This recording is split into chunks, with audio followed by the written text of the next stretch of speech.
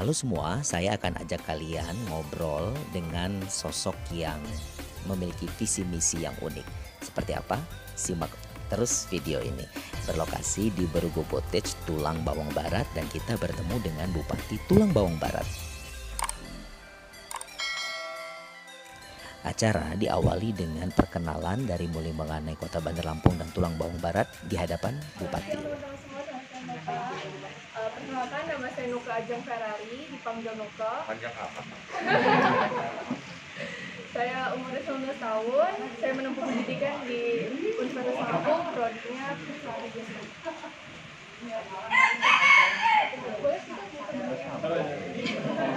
Jadi nama Putri Susi, umur 16 tahun, pelajar. Sekolah di mana? Sekolah di Menggala, tapi asli orang Kabupaten. Oh, iya. Semua, selamat siang Pak. Izin perkenalan diri, nama saya Jeffrey Hidayah, umur saya 20 tahun, dan saya mahasiswa Politeknik Negeri Lampung, jurusan Peternakan, program studi budidaya perikanan, semester 5. Selamat siang Pak, selamat siang semuanya. Saya izin memperkenalkan diri, nama saya Lili Zahrani, saya umur 12 tahun, saya sekolah di SMA Negeri 1 Penjajar, kelas 3 tahun. Assalamualaikum warahmatullahi wabarakatuh. Selamat siang teman-teman, selamat siang juga Bapak. Perkenalkan, nama saya Sakila Pianta Ajana, biasanya dipanggil Sakila. Umur saat ini 20 tahun, mahasiswi hubungan internasional, semester 5.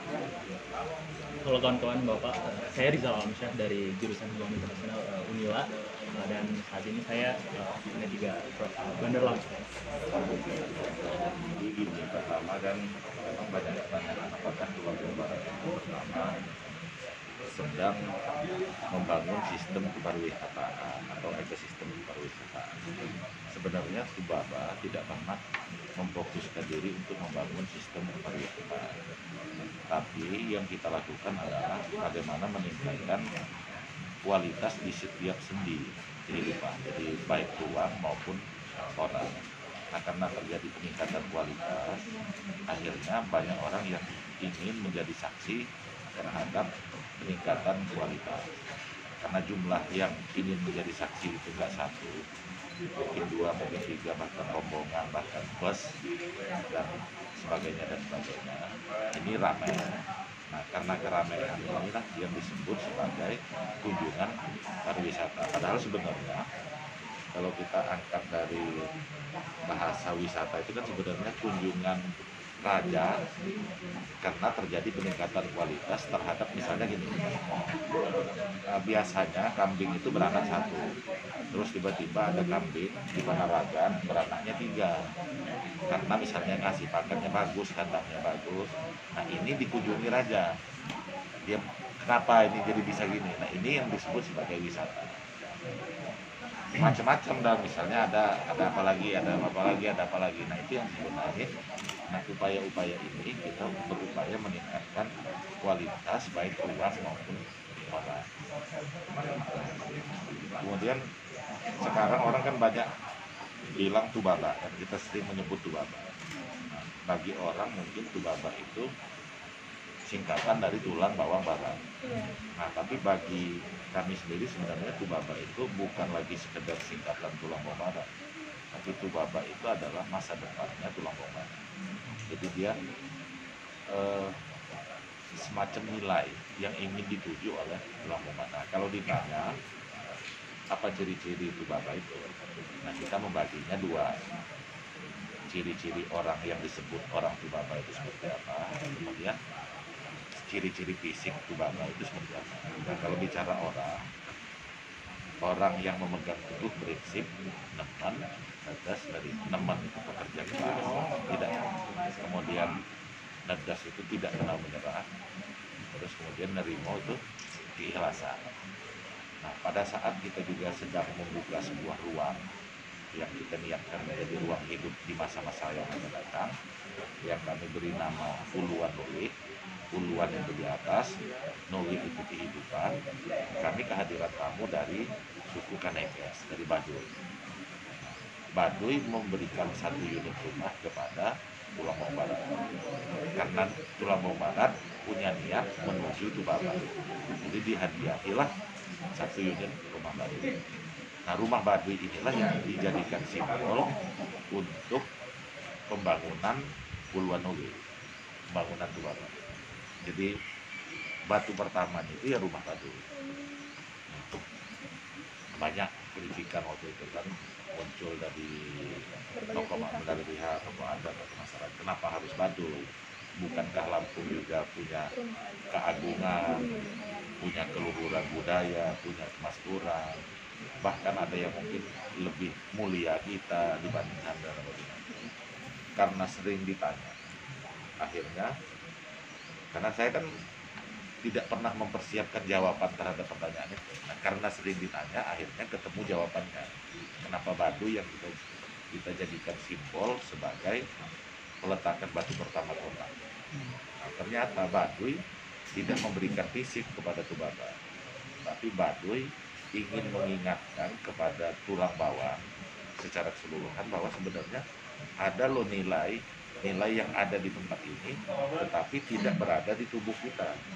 Nah, nilai-nilai apa itu? Yang pertama adalah nilai kesederhanaan. Kan mungkin adik-adik, teman-teman ini kan ada yang pernah nyebrang ke Banten, di Baduy. Salah satu suku bangsa yang mereka sangat sederhana. Bahkan mereka nggak pakai alas kaki dan lain sebagainya. Banyak hal-hal yang kalau kita melihat mereka itu adalah sederhana. Kesederhanaan mereka itu bukan berarti nggak ini, bukan berarti nggak habibi dan ini. Bahkan kalau saya melihat cara berpikirnya orang Baduy itu levelnya sama dengan cara berpikir orang-orang yang sudah kuliah S3, bahkan karena mereka sangat menghargai alam dan lain sebagainya. Diajak ngobrol apa juga nyambung, ya kan? Menghormati orang lain, menghargai orang lain. Kalau orang Lampung anggung sama tamu dan lain sebagainya, itu kan cara-cara yang orang terdidik itu sebetulnya seperti itu, bukan orang yang bisa ngaliin 5 kali 10 dalam waktu 1 detik, ya kan? Tapi terdidik itu tercermin dari hal-hal yang karena mereka juga kehidupannya setara. Jadi ada kesederhanaan, ada kesetaraan. Setara karena kita susah ngebedain mana yang miskin, mana yang kaya. Karena rumah mereka hampir sama semuanya. Sama-sama dari bambu, atapnya alang-alang, sama-sama mandi di sungai. Antara rakyat sama yang kaya sama yang miskin, antara raja sama rakyat ini sama. Kalau rakyatnya di ladang, rajanya juga di ladang. Kemudian yang ketiga, pelestarian. Salah satu suku bangsa juga yang sangat menghormati alam ya Baduy. Bagaimana mereka menjaga pepohonan, menjaga sungai dan lain sebagainya. Ada penghormatan terhadap alam dan mereka merasa di dalam diri mereka itu tidak, kalau kita ini kan karena kita menganggap diri kita makhluk yang paling mulia, seolah-olah keberadaan makhluk lain atau benda-benda lain itu diciptakan hanya untuk kita. Padahal sebenarnya sehingga kita ingin menguasai semuanya. Padahal sebenarnya kan kita menjadi bagian kecil dari itu. Jadi mereka sangat menghormati itu. Jadi kalau ditanya apa ciri-cirinya orang Tubaba, orang yang memegang teguh prinsip Rahman, Nagas, mau sederhana, setara dan lestari. Nah, pertanyaannya lagi, bagaimana cara menumbuhkan nilai-nilai ini pada masyarakat? Nah, ini kan kuncinya di pendidikan. Nah, makanya banyak program-program kita baik di formal maupun non formal pendidikan itu kita desain untuk membuat manusia-manusia layak Tubaba, orang-orang yang layak Tubaba. Ya, ada Tubaba cerdas, ada Tubaba camp, ada pesantren Tubaba, ada sekolah seni Tubaba, macam-macam program kita untuk ada guru penggerak, ada pendidikan karakter dan lain sebagainya yang kita desain untuk menuju ini dan menuju orang-orang yang layak Tubaba. Nah, kemudian secara fisik, ya kan kalau kita ngelihat Ciger itu pasti orang Lampung, ngelihat rumah yang panggungnya seperti itu, kita sudah bisa punya bayangan, oh ini Lampung. Kalau pakaiannya kayak gini, ini tapis, ini lampung. Nah, kita juga dalam proses menuju Tubaba itu, nah kita juga ingin ada identitas-identitas yang bisa ditandai secara fisik untuk bisa dilihat. Oh, begitu ngelihat bangunannya seperti ini, oh ini Tubaba. Begitu ngelihat apa namanya pakaiannya gini, ini Tubaba. Begitu mendengar musiknya seperti ini, oh ini Tubaba. Begitu melihat ini Tubaba. Nah, secara fisik arsitektur kan yang beton-beton kayak gini ini akan menjadi ciri secara fisik di Tubaba. Nah, kenapa kita milih-milih yang kayak gini? Ada kaitannya juga dengan nilai-nilai yang tadi. Ada nilai-nilai kesederhanaan, ada kejujuran juga di dalamnya kan. Kalau ini kan yang di dalam yang kita perlihatkan, bukan yang di luar yang kita bungkus-bungkus, tapi benar-benar yang di dalam yang kita tonjolkan untuk kita perlihatkan kepada orang. Ini kan berarti ada kejujuran apa adanya, itulah yang kita tonjolkan. Nah, sekarang memang kita ini kan ingin menandai baik tempat maupun waktu. Jadi kan waktu kita ini banyak, ada maghrib, ada senja, ada pagi, ada subuh, macam-macam. Nah, setiap waktu ini juga kita pengen tandai, misalnya kita ada kegiatan di Tugu Rato, ada purnama di Tugu Rato, jadi artinya kita ingin menandai pada saat bulan purnama ada kegiatan di situ. Nah, kemudian setiap tempat juga kita tandai. Dulu itu kan waktu awal saya jadi bupati itu kan kita mulai dari Tugu Rato yang kita bangun. Rato itu mungkin kenal semua ya kan, apa yang disebut Rato itu. Rato itu kan kendaraan adatnya masyarakat Lampung untuk jadi kalau kita mau ngambil gelar adat masyarakat, gelar adat, kita menggunakan kendaraan yang disebut dengan Rato. Nah, pertanyaannya, kenapa Rato ini ditarik oleh 2 ekor naga? Nah, naga ini simbol keberanian pemerintah, keberanian masyarakat untuk punya cita-cita. Nah, untuk melangitkan cita-cita ini kita simbolkan dengan Rato ditarik oleh 2 ekor naga itu. Nah, makanya lingkaran itu kita sebut dengan Tugu Rato Naga Besanti. Itu sempat jadi pertanyaan kita juga sih, kenapa ditarik sama naga gitu. Ya kan, terjawab ternyata. Padahal naga itu kan sebenarnya hewan mitos kan, mitologi kan. Jadi tanduknya rusa, badannya ular, sisiknya arwana, kumisnya harimau, taringnya singa, kukunya elang, macam-macam. Ini kan semua hal-hal yang menjadi simbol keberanian ini digabungkan menjadi satu. Nah, naga itu. Nah, kemudian awalnya kan Tubaba Tulang Bawang Barat ini kan disebut daerah bukan lintasan, bukan tujuan. Karena kita nggak punya apa-apa kan, laut nggak punya, gunung nggak ada, terus kemudian tambang juga nggak ada. Jadi kan nggak mungkin orang mau datang sini, wah saya ingin menikmati sejuknya udara di Tubaba, karena nggak ada gunung, nggak mungkin sejuk kan. Ada Gunung Katun, Gunung Terang, Gunung Tipul, Gunung Agung, Gunung Batin di Lampung Tengah kan. Semua gunung itu panas.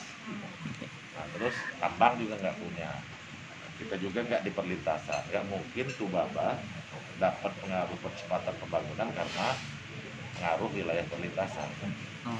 Jadi ya sebagaimana Natar, Bandar Jaya, terus kemudian unit 2 tumbuh dengan pesat karena pengaruh perlintasan. Tubaba kan nggak ada jalan negara, jadi orang nggak mungkin lewat di sini, balik dulu. Nah, sekarang lintasan sudah, karena jalan tol Trans Sumatera melintas di Tubaba. Nah, kemudian berarti apa yang harus dilakukan? Jadi kita harus membuat sesuatu yang bisa dibuat oleh manusia. Nah, salah satunya ya bangunan, bentuk dan lain sebagainya yang dibuat. Makanya kita banyak nanya, banyak belajar dari para arsitek untuk membangun ruang di Tubaba. Selanjutnya ada Islamic Center. Kenapa masjid disandingkan dengan balai adat? Hidup dikandung adat, mati dikandung amal dan iman. Jadi filosofinya itu. Jadi balai adatnya bangunannya horizontal, terus kemudian masjidnya vertikal, hablum minanas. Nah, jadi masjidnya juga tuh banyak sebenarnya nilai-nilai yang, jadi ukuran masjid itu kan yang tempat sholat itu yang lantai papannya itu ukurannya 34 meter kali 34 meter. Jumlah sujud dalam sholat wajib 5 waktu sehari semalam. Dan jumlah sujud kita kan 34. Kemudian kubahnya itu berbentuk persegi 5, rukun Islam. Tinggi kubahnya 30 meter, 30 juz Al-Quran. Keseluruhan bangunan ini ditopang oleh 114 tiang, 114 surat. Terus nama masjidnya Baitus Sobur. Kenapa Baitus Sobur? Ini diambil dari As-Sobur. As-Sobur itu Asmaul Husna yang ke-99. Semua perbuatan kita untuk menahan perbuatan dari hal-hal yang keji dan mungkar itu juga disebut perbuatan sabar. Dan sebaik-baiknya tempat untuk bersabar itu namanya masjid. Nah, makanya masjid itu dikasih nama Baitus Sobur. Terus nama balai adat itu apa namanya, lupa. Ragusan, Sesat Agung, Bumi Gayo, Ragusan. Nggak, saya nanya dia aja. Dia ingat karena dia mulai itu Bapak kan? Ingat. Nah itu namanya selesai. Dan kita harapkan dengan desain-desain yang seperti ini juga, ini mampu merubah perilaku warga ke arah yang positif. Tadinya ini kan banyak yang belum bisa menghargai hal-hal yang seperti itu. Nah, contoh perilaku yang tidak menghargai ini kan buang sampahnya sembarangan kemana-mana. Dulu mungkin setiap hari pada saat dia rame bisa 6 truk sampah bertebaran di mana-mana. Nah sekarang ya sudah bisa kita lihat sudah jauh berkurang, jumlahnya berkurang, terus kemudian buangnya juga sudah pada tempatnya. Nah ini yang artinya ada perubahan perilaku karena ada desain-desain yang macam itu. Jadi pengaruh desain terhadap perilaku manusia juga terjadi di sana. Terus kemudian setelah itu ada Megopa yang begitu kita keluar tol ketemu kantor bupati, sebelah kanan ada Megopa. Itu simbol dari daerah ini memang pernah didiami yang tercatat ya kan, karena kalau kita ngukur ke atas lagi mungkin lebih banyak lagi peradaban yang pernah tumbuh di tempat ini. Pada saat peradaban disebut sebagai tulang bawang ini 4 kebuayan. Bulan, Tegamoan, Aji dan nah, terus kemudian lanjut lagi ada batu yang tegak di simpang 3 yang kemarin pernah viral disebut sebagai simpang monyet itu. Iya. Nah, batu tegak itu kalau kita lihat dari atas itu rasi bintang Scorpio. Jadi perlambang kebaikan. Nah, kemudian ada 3 Garuda yang muter-muter kalau diketiup angin kan. Nah, itu sebagai simbol bahwa ada banyak kebaikan yang ingin disebar dari tempat itu. Kemarin kan sempat dikritik, kan arti Panaragan itu tapa. Kenapa enggak secara kasat mata kita bangun aja orang yang seperti bertapa? Nah, saya jawab gini, kalau itu kan kita menceritakan tentang arti Panaragan. Sementara kita itu tidak ingin menceritakan itu, tapi kita ingin menyampaikan kepada dunia apa yang akan dilakukan oleh Panaraga dengan simbol itu. Makanya kita harapkan nanti akan banyak kebaikan yang tumbuh lahir di tempat itu dan kita sebarkan ke seluruh wilayah yang Tubangan. Nah, terus mana lagi saya lupa. Nah, ada ruang baru yang kita sebenarnya kita belum berani nyebut itu kota atau desa, tapi kita masih enak nyebutnya sebagai ruang hidup yang akan ditempati di manusia-manusia di masa yang akan datang, yang kita kasih nama Uluan Nuli. Uluan itu di atas, Nuli itu kehidupan, jadi awal dari kehidupan. Nah, dari mana kita tahu bahwa ini Nuli ini adalah sebuah peradaban? Ada satu produk kebudayaan yang masih bisa kita lihat sampai hari ini, namanya Lasengo. Las itu hutan, Sengok itu angker. Jadi mitologinya masyarakat Nogik untuk menjaga kelestarian alam. Bagaimana masyarakat Nogik menjaga pohon, menjaga sumber air, relasi hubungan manusia sama manusia yang saling menghargai dan nah, konsepsi-konsepsi ini disebut sebagai Lasengok. Dan ini adalah kebudayaannya Nogik. Nah, karena Lasengok ini secara fisik memang sudah nggak ada, akhirnya kita juga memberi tanda Lasengok. Kita ambil batu dari letusan Krakatau Purba yang kita bawa ke sini, terus batu itu disusun dengan formasi bintang Orion. Nah, kenapa Orion yang kita pilih? Karena salah satu rasi bintang yang mudah dilihat dari mana-mana itu Orion. Dan karena mudah dilihat, berarti ini terbuka. Jadi simbol dari keterbukaannya Tubaba.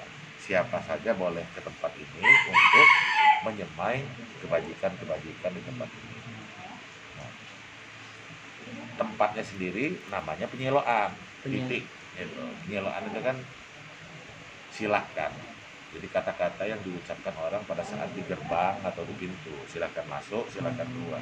Makanya oleh orang-orang tamu kita yang datang waktu acara Megalitikum milenial itu menyebut itu sebagai gerbang selatan bumi. Yang Lasengok. Peradabannya namanya di situ ada yang tempat itu kan ada kompleks peletakan batu pertamanya, ada rumah Baduy, ada tiuh-tiuh yang sudah dibangun, ada kampus Admi Solo juga yang dibangun.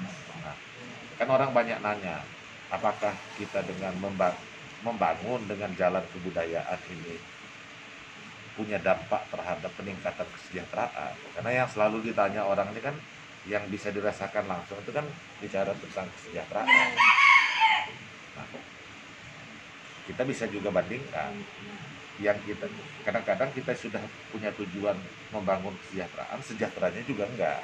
Nah, Tubaba ini memilih bagaimana kita meningkatkan kebahagiaan. Pada akhirnya juga kesejahteraan juga ikut.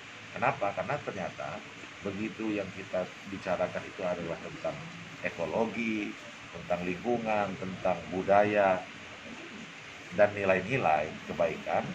Ini banyak juga orang yang hadir, terutama investor-investor di bidang pendidikan. Ada Akademi Teknik Mesin, Industri Solo juga. Ada Tarakanita yang sudah menyelesaikan pembangunan sekolahnya. Ada Satyasa yang juga masuk ke Tubaba juga. Dan banyak lagi yang sudah memilih untuk berinvestasi di Tubaba. Bahkan kemarin melalui teman-teman arsitek itu ada 80 sampai 100 pemuda dan pemudi Jakarta yang Bandung juga sudah siap untuk berKTP di Tubaba untuk mengisi ruang di luar Nogik itu. Jadi kan kalau mereka punya milih ruang di Jakarta itu kan udah polusi, udah padat, macet, memilih yang di tengah juga duit nggak sampai. Sementara pekerjaan mereka itu nggak butuh fisik untuk kerja di kantor, mereka cukup kerja di rumah misalnya. Bisa bekerja untuk perusahaan apa di Amerika, bisa bekerja untuk perusahaan apa di Australia. Nah, mereka dapat gaji dari sana, jadi mereka pilih untuk tinggal di sini. Jadi ini ya, nah, dari cerita ini kan mungkin banyak orang yang pengen menyaksikan ini. Nah, inilah yang kenapa orang banyak datang.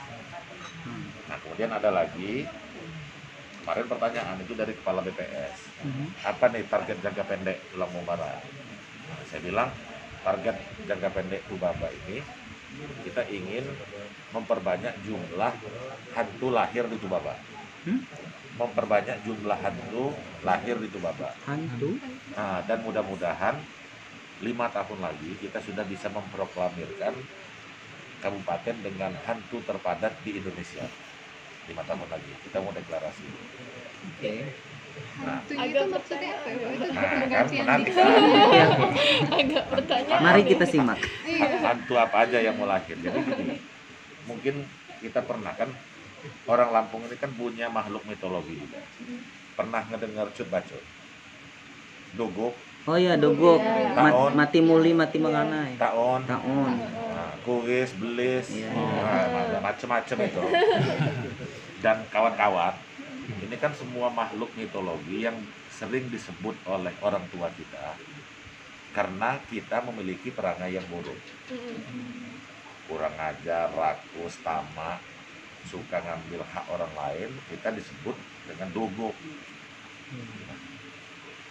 Kalau kita berbuat baik kan nggak ada sebutannya. Kenapa? Karena orang Lampung ini mengajarkan kebaikan dengan menyebut hal-hal yang kayak gitu. Jadi kalau saya misalnya nggak mau disebut dogok, berarti jangan tamak. Kalau nggak mau disebut tahun, jangan rakus. Kalau nggak mau disebut kuis, jangan suka ngambil hak orang lain. Nah, tapi begitu kita nggak tamak, nggak rakus, nggak ngambil hak orang lain, nggak ada sebutan. Kenapa? Karena kebaikan itu kewajiban. Jadi nggak perlu dihargai. Nah, kalau dalam mitologi Jawa kan ada kelompok Kurawa, ada kelompok Pandawa. Begitu dia jelek, dia Kurawanya ini. Begitu dia buruk, dia disamakan dengan sifat-sifatnya Pandawa. Nah, tapi orang Lampung nggak ada. Nah, makanya untuk zaman sekarang kan misalnya punya nama punya Lulu udah berbuat baik, kok nggak ada sedikit pun penghargaan dari orang lain. Sebagai apresiasi kan kadang-kadang melemahkan niat baik. Ya kan, bukan berarti dia harus mundur dari niat baik, tapi mungkin agak sedikit lemah. Buat saya udah bersolek, nggak ada satupun yang bilang saya cantik, nggak ada yang bilang saya manis. Saya kan kecewa juga kadang-kadang, padahal kita ini udah bersolek, udah ngikat rambut, udah macam-macam, karena nggak di itu. Nah, makanya zaman sekarang untuk hal-hal baik ini kita perlu menghargai itu. Nah, makanya sudah lahir tahun kemarin bulan November namanya Bunian, makhluk halus itu. Jadi ini nanti yang akan kita sematkan kepada orang-orang yang misalnya mencintai lingkungan, tidak suka buang sampah sembarangan. Itu Bunian banget nih gitu. Kira-kira gitu. Iya. Tapi dia makhluknya makhluk mitologi. Nah, itu. Oh, udah lahir bulan kemarin Desember ya, ulang tahun Bunian ya. Bunian. Ya ulang tahun, cuman nggak dipotongin tumpeng kemarin. Kue tar ya, ya Pep ya, Pep. Waktu ulang tahun motong tumpeng apa tar? Tumpeng Bunian. Bunian. Oke. Jadi karena dengan adanya sebutan itu bisa membuat masyarakat semakin semangat dorong dia untuk mau berbuat baik. Harapan ya, Pak? kita gitu, ini kan Terrealisasi belum semua. nyata kan, kita harapan gitu. Nah, terus tempat ini namanya Berugo. Berugo itu ayam hutan. Jadi orang Lampung menyebut ayam hutan itu namanya Berugo. Nah, kenapa kita memilih namanya Berugo? Pernah dengar Hechiko nggak? Oh, pernah. Anjing yang di Iya, Jepang iya. Yang ada setia. filmnya, ada bukunya Iya. segala macam. Yang sangat setia Setia. sama tuannya. Nah, kalau Hechiko itu bicara kesetiaan, kalau Berugo ini bicara kepatuhan. Jadi falsafah. Nah, ini kan makanya nilai lagi kan. Orang Lampung itu punya falsafah hidup, lebah pisang, tumbuh pisang. Mati beruga, hidup beruga. Kenapa yang dipilih pisang? Bukan mati rengas, tumbuh rengas. Karena ternyata sekali hidup kita itu kan hidup cuma sekali, harus bermanfaat. Buah kan pisang itu kan, dia begitu tebang dia kan langsung mati kan. Iya. Nah, kenapa Berugo? Nah, ternyata dalam satu kawasan hutan itu hanya ada satu pokok beruga. Jadi kalau bapaknya masih manggung, ya anaknya diam. Nggak lagi mau manggung semua. Kalau sekarang kan kita ini, bapak kita lagi ngomong gitu udah naik meja. Karena ada nilai-nilai yang tergerus dari itu. Nah, ini yang kenapa Berugo itu. Jadi kalau Jepang punya Hechiko, Lampung itu punya Berugo yang bicara tentang kepatuhan. Kira-kira itu. Siap. Menarik Pak. Saya dulu yang buka nih, mau pertanyaan. Sebenarnya Pak, saya kepengen nanya itu gara-gara ngobrol dengan Mas Arif. Jadi saya bilang, Mas Arif suatu hari buat pertemuan saya dengan Pak Bupati, karena saya mau tanya langsung. Tadi Bapak udah ceritain soal pembangunan, desain ruang terbuka, yang lingkungan juga diperhatikan. Terus ada melibatkan para arsitek-arsitek luar yang handal, yang memang Hari ini ada mungkin sekitar 15-an, mungkin nanti mereka hadir semua. oh iya, Ada Andra Martin, ada Jeffrey Budiman. wah, mudah-mudahan bisa bertemu. Kayaknya mungkin sebelum maghrib mereka datang. Iya. Kayak Kami tadi pulang lepas Isya rencana karena mau ngambil gambar malam di Islamic. Ya, cuman mungkin kamu orang nyambut, tapi saya takut dia orang agak ada ketakutan belum Iya. ketemu orang ramai. Oh. Jadi mungkin ya nggak apa-apa sih. Iya, iya, iya. Gini, Baik. protokol Baik, kesehatan aja. baik. Jadi saya mau tanya gini Pak, apakah desain visi misi Bapak sebagai seorang bupati, lalu keinginan-keinginan Bapak membuat dan men-setting tuh Baba ini sedemikian rupa dengan beragam filosofi, bahkan setiap spot-spot tadi punya nilai dan punya cerita-cerita di baliknya. Apa ini ada unsur masa kecil Bapak? Maksudnya Bapak dapatnya dari mana? Sehingga punya visi misi sedemikian rupa yang menurut saya pribadi tidak saya lihat di kepala daerah lain. Jadi kalau saya gini, secara prinsip orang yang mencari itu pasti akan menemukan. Bahkan mungkin kita akan dipertemukan. Jadi kalau saya sih nggak pernah juga yang ini dari masa lalu atau terus, tapi memang rekaman-rekaman bahwa cerita ini juga memang saya rekam sejak kecil juga. Tetapi banyak juga yang menginspirasi itu seketika karena kita memang secara serius mencari. Akhirnya ada juga yang menunjukkan atau yang mempertemukan. Misalnya contoh, Baitus Sobur, Asobur. Itu bukan saya yang ngasih nama. Jadi saya lagi cerita konsultasi sama ketua MUI, Pak Muhyiddin, masjid kita sudah jadi. Tugas kita selanjutnya memberi nama untuk masjid ini, masjid apa. Pada saat lagi bincang-bincang itu, WA saya bunyi. Ada WA masuk dari teman saya yang saya nggak pernah ketemu lebih dari 10 tahun. Dia kerja di Surabaya. Mar, apa kabar? Gua dengar, gua lihat di Sosial media. di sosial media, di internet macam-macam. Lu lagi bangun masjid. Boleh saran nggak? Nama masjidnya Asobur, kata dia. Boleh. Dasarnya apa? Nah, dasarnya dia ceritakan itu tadi, bahwa semua perbuatan sabar itu bukan hanya kaki kita keinjak terus kita maafin orang itu disebut sabar, tapi perbuatan kita untuk tidak melakukan hal yang keji dan mungkar itu juga disebut sabar. Nah, akhirnya WA itu saya tunjukin sama ketua MUI. Ini jamnya segini Pak Yai. Waktu kita ngobrol ada WA yang masuk gini. Kata Pak Muhyiddin, ya udah itu aja namanya. Artinya karena kita serius mencarinya, kita ingin memberi makna yang benar-benar muncul dari hati kita, akhirnya kita juga dapat jawaban, entah siapa juga yang menunjukkan jawaban itu. Itu satu cerita yang satu. Cerita yang kedua, begitu selesai pembangunan masjid, saya diundang oleh arsitek Andra Martin untuk ngomong di IDIAPES, di DCC pada waktu itu. Setelah selesai ngomong, ada diskusi kayak gini. Ada satu penanya, tapi bukan nanya, malah ngantem. Bullshit lah, nggak mungkin pemerintah dengan konsepsi macam-macam ya kan. Nah, yang lain nanya, yang lain pertanyaan yang normal jawab. Nah, begitu giliran mau jawab pertanyaan dia ini, saya bilang, saya malas mau jawab pertanyaan dan nggak mau saya jawab. Saya bilang pertanyaannya Pak Edward ini.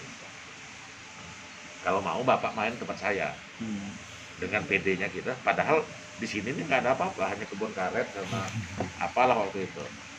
Ya bunian aja belum lahir kan, gimana kita mau nunjukin ya kan? Nah begitu, udah tiba-tiba saya dapat telepon. Edward ini ngomong, saya mau ketemu Bapak, bawa istri dan anak saya.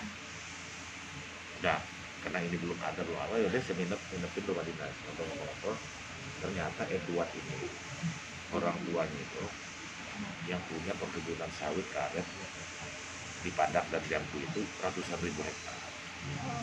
Yang punya bisnet, keluarga mereka itu yang punya, saya lagi bangun kota kecil juga Pak, katanya di Bekasi, 100 punya tanah di Bekasi 130 hektar. Jadi kan padahal dia songong benar kan, tadinya songong benar.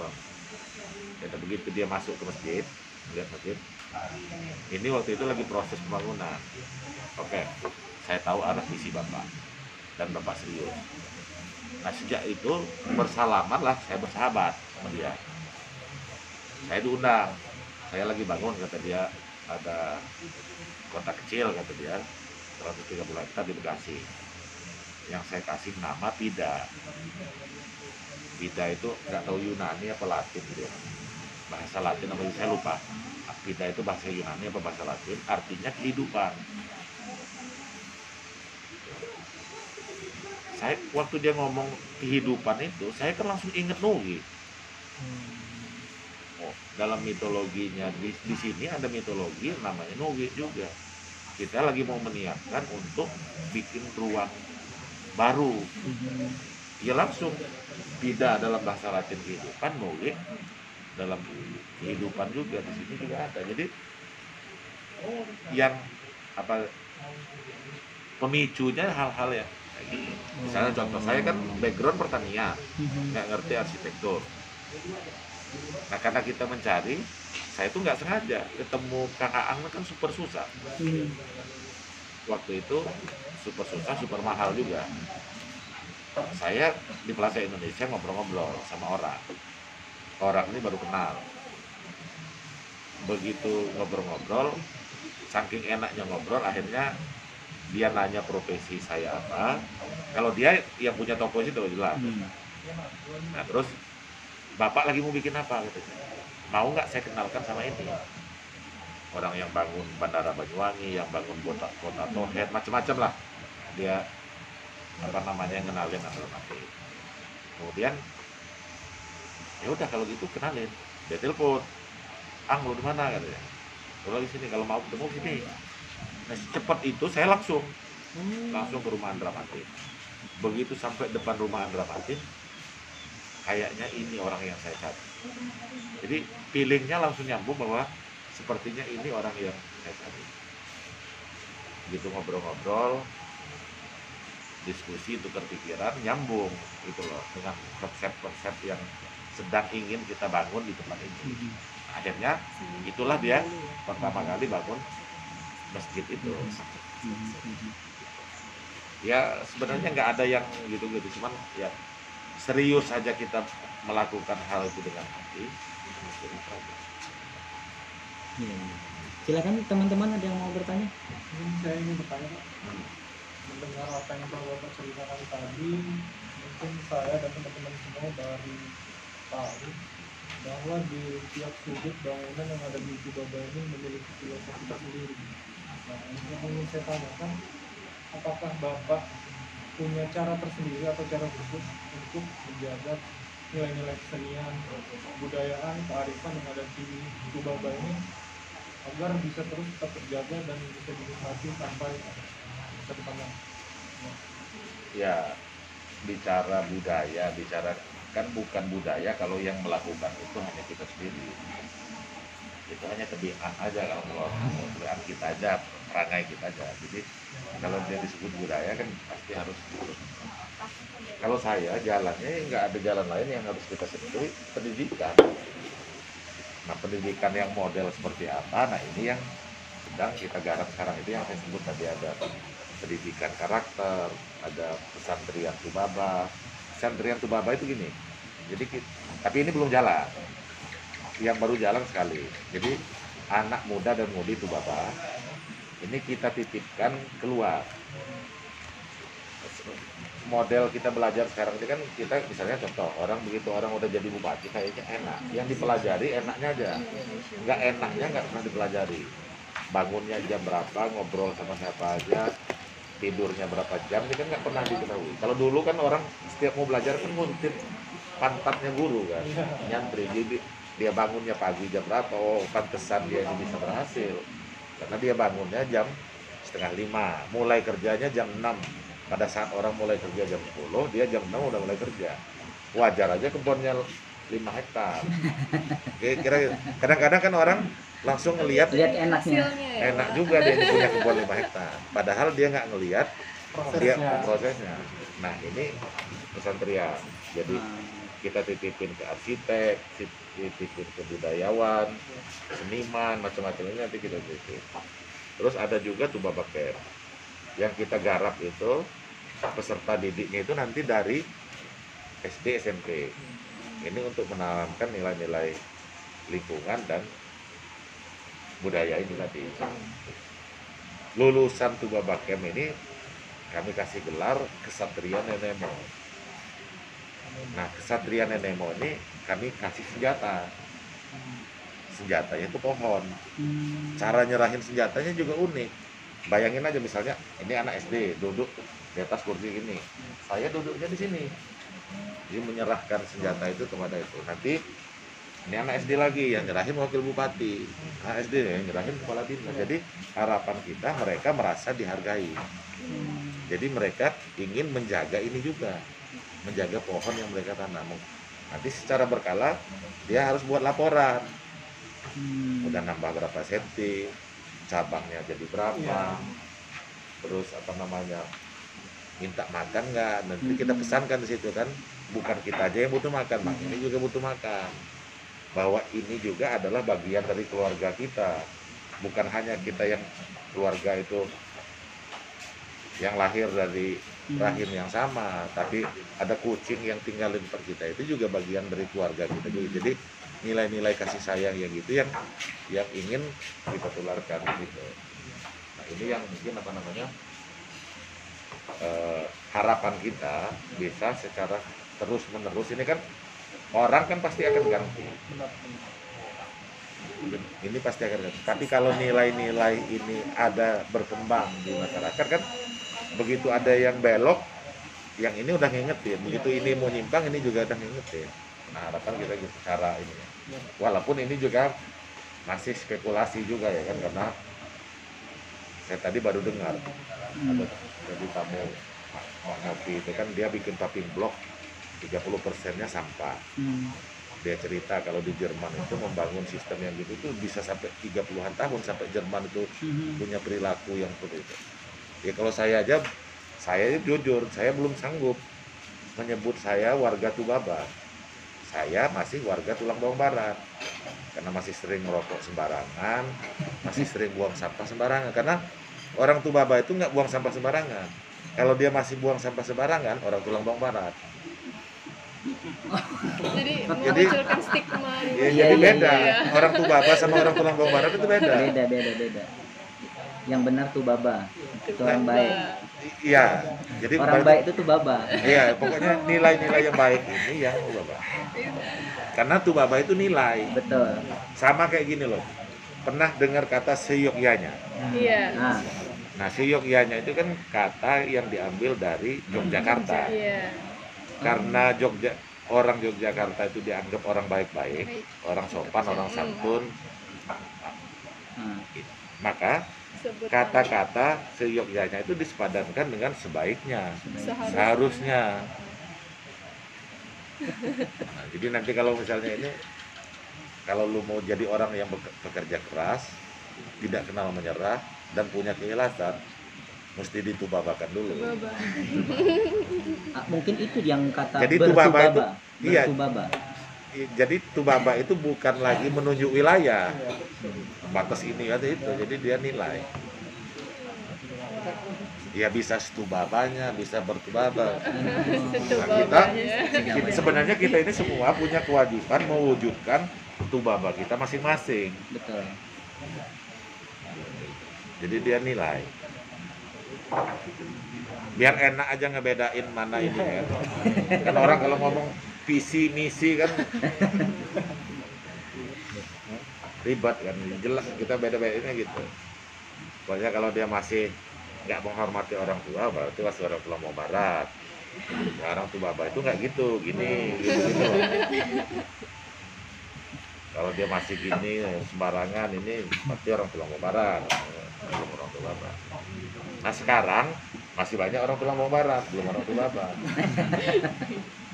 Tulang bawang barat. Silakan, ada lagi mungkin? Pak. Oke. Saya bertanya Pak, tadi kan saya melihat ada bubu besar-besar di depan tubuh yang ada naganya. Simpang masuk itu ya, jalan tanah. Ya, jalan tanah. Itu ada sangkut pautnya nggak sih dengan pekerjaan mayoritas orang Tubaba itu? Itu aja. Terima kasih. Bubu ini kan bubu ini kan alat tangkap ikan Iya. yang bentuknya kayak gitu. Sebenarnya sebutan bubu itu bukan hanya Tubaba. Filipina itu menyebut alat yang semacam itu juga bubu. Di Thailand itu juga bubu juga kan. Jadi sebenarnya bubu ini kebudayaan Nusantara, bukan hanya kebudayaan ini. Nah kemarin ada festival bambu, jadi itu yang mungkin diambil bikin itu. Rizal, silakan. Oh iya. Iya Pak, makasih Pak. Apa namanya? Tadi kan saya sejauh di Tubaba ini kayak sempat perhatiin tadi udah dijelaskan di awal kayak rancang bangunnya, bentuk bangunannya itu kan penuh filosofi dan maknanya sendiri.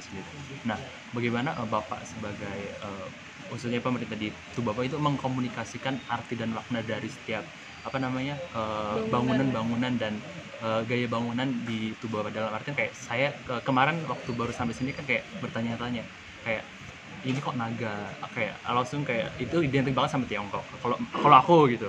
Terus kayak kok ini batu, ini kayak identik kayak di London ya, maksudnya kayak di Inggris gitu. Gimana cara Bapak gitu kayak untuk mengkomunikasikan nilai-nilai budaya itu yang ada di tubuh Bapak, yang khususnya dari bangunan-bangunan itu sendiri, karena ketika nggak dikasih tahu itu orang kan berspekulasi dan berasumsinya sendiri, asumsinya bebas gitu terhadap yang mereka lihat. Ya memang sebelum bikin itu kita memang ada sosialisasi. Awalnya memang susah, misalnya contoh masjid waktu itu. Pada saat kita sosialisasi tentang desain masjid ini juga bukan nggak ada penolakan. Pasti ya ada. Pasti, kan, masjid yang dalam pikirannya itu kan yang begitu, kubah, kan, yang mainstream. Yang ini, ya gitu. Nah ini kok diajak ke arah sini. Ini kan apa namanya, hal yang baru mungkin. Kalau mungkin orang yang lain mungkin udah sering yang lihat gitu. Cuman dulu itu kita jelaskan sesungguhnya dunia ini adalah masjid. Jadi mau sholat di mana aja. Ya bisa aja, di bawah pohon pisang juga bisa. Tempat ini juga kalau kita sepakat ini kita jadi masjid, ya bisa jadi masjid. Bisa untuk kita sholat kan. Nah jadi akhirnya ya walaupun sambil ngegerutu ya ikut ya kan? Nah kalau sekarang nggak banyak lagi pertanyaannya. Nah tapi memang setelah jadi memang benar PR ini jadi semua tempat ini harus dikasih narasinya. Jadi orang tidak menduga-duga ya kan? Dia langsung bisa baca, langsung bisa mengartikan itu. Kayak ini kan, kalau Nokia dulu kan hampir semua pangsa pasar digarap. Orang yang punya duit 1 juta dikasih handphone gini, orang yang punya duit 2 juta dikasih handphonenya gini. Kalau iPhone enggak spesifik ya. Saya punya barang harganya 8 juta. Akhirnya banyak juga yang mau beli iPhone kan. Iya, walaupun 8 juta. 8 juta. Karena dia memang spesifik gitu. Jadi dia narik, bukan ngikutin asal. Ya kita ada yang kita ngikutin, ada yang kita tarik ke arah tertentu. Kan nggak patah kalau lemas kan, nggak retak kalau nggak kaku gitu kan.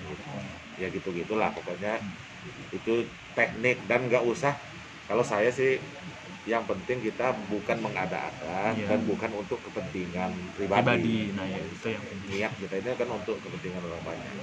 Nah kalau kita berada pada posisi yang gitu, ya kita aja pasti akan dituntun lah. Ada jawabannya terhadap semua itu. Ada jalan keluarnya. Kalau kayak sekarang kan, misalnya kita lagi bangun ini, ya udahlah nggak usah dikritik, tunggu aja nanti jadinya apa. Masjid itu kan dulu sangat itu kan. Nah sekarang kita bangun pasar Pulung, mungkin udah lihat ya kan. Kalau kita hanya sekedar ngitung kemampuan atau daya beli pedagang, nggak mungkin kita bisa bangun pasar dengan harga segitu. Ada taman di atasnya. Nggak ada, cuman kan udah lewat. Untuk jogging track katanya. Yang bisa di bawah. Yang di bawah. Di bawah. Kira-kira gitulah ini. Memang lagi kita ini itu ada Mas Adi juga yang ini. Lagi mikirin untuk desain. Iya. Ini kan ada arsitek, ada desainer, ada lagi. Pak, berarti kayak ada tim risetnya khusus ya Pak? Kayak setahu saya kayak mengenali nilai-nilai paham-paham yang ada di masyarakat itu kan perlu penelitian lebih lanjut. Apakah kayak dari Bapak sendiri ada tim risetnya sendiri untuk Ada, ya pasti ada riset. Kita ngeriset ini nilainya. Tapi kadang-kadang gini, kan kadang-kadang kita ini gini. Tapi kan enggak, kalau ini kan bukan metode ya. Iya. Karena pengalaman ini kan beda setiap orang. Nanti kita akan menemukan hal kita masing-masing kan. Iya. Kalau saya kadang-kadang gini, saya nggak mau mikir. Kadang-kadang dia lahir duluan baru ada cerita. Kadang-kadang kan ada yang berangkat dari cerita lahir wujud. Ada yang wujud dulu bisa Bercerita. cerita. Jadi nggak usah dipikir. Karena gini, ini kemarin, nah ini Mas Uki. Ini pemenang UOB. Jadi ada pelukis Asia, tingkat Asia kan. Saya nyaranin sama dia. Karena kan banyak seniman ini kan, kenapa sih lukisan ini mahal? Karena hasil pikiran, kecerdasan dan lain sebagainya. Jawabannya banyak kan itu, karena hasil proses yang panjang, bukan hanya bentuk yang dilihat tapi pikirannya yang dibaca. Saya bilang, saya ambil kelancang, tahu kelancang yang lebah. Oh, lebah yang yang bikin madu juga. Begitu saya buka, saya foto, terus sandingkan fotonya kelancang, madu kelancang sama lukisan, bagus mana? Saya survei dari 10 orang, yang 90% bagus yang hasilnya lebah ini kan. Nah menurut kita ini kan nggak punya pikiran, kelancang ini. Kelancang nggak punya pikiran, kelancang nggak punya akal. Tapi kok karyanya lebih bagus? Berarti kan bukan nggak harus ada pikiran. Jadi jangan sampai kita nganggap bahwa akal kita itu, pikiran kita itu lebih baik. Oh, iya. Jadi ada yang membuat akal, ada yang membuat pikiran yang jauh lebih baik. Maksud saya gitu. Jadi ikhlaskan aja, nanti banyak sendiri kita akan menemukan. Tapi ini kan nggak bisa dicontoh. Pengalaman saya kan nggak bisa di copy ke pengalaman ini. Lolo nggak bisa. Ini Lolo ya. Sakila. Jadi kan tadi sempat tertarik juga sama program-program Bapak yang melibatkan memberdayakan si para pemuda yang ada di daerah Bawang Barat ini. Tapi kan kita juga tahu kalau generasi muda itu lebih tertarik untuk melihat atau melirik ke budaya Barat, budaya luar, ya kan Pak. Dan untuk daya tarik ke daerahnya sendiri itu kurang gitu. Nah, yang mau saya tanyakan, gimana nih strategi Bapak untuk dapat menarik perhatian si para pemuda? Jadi bukan hanya sekedar atas karena kewajiban, tapi memang dari hati mereka mau. Betul. Jadi kalau saya lihat kan ini itu yang saya bilang, kita mulainya bukan dari kepentingan kita. Mulailah dari kepentingannya, ini dari kepentingan masyarakat. Ya mereka akan bergerak dengan sendiri dan jangan dipaksain. Yang mau melihat timur dari barat, ya biarin aja. Yang mau melihat timur dari timur, ya biarin aja gitu ya. Jadi nggak usah kita paksain, lu harus ikut ini. Ya kita contohin aja yang bagus, nanti pasti ada yang ikut juga. Ya kan nggak semuanya juga setuju dengan apa yang kita lakuin. Sebenarnya ada banyak poin yang Bapak Bupati sampaikan dalam obrolan bersama teman-teman Buli Makanai. Bahkan dalam aktivitas ngobrol santai ini, beliau juga mengundang serta beberapa pihak yang membantu beliau dalam urusan desain tata ruang bahkan pembangunan di Tulang Bawang Barat. Seperti apa? Simak pada video saya selanjutnya. Di akhir pertemuan, teman-teman Buli Makanai menyerahkan batik tulis khas Lampung dari Deandra Batik Tulis, sekaligus foto bersama.